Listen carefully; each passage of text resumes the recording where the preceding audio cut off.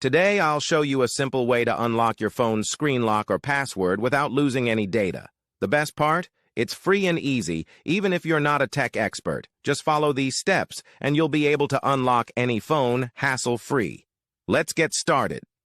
You can unlock your phone's screen lock or password using a special code.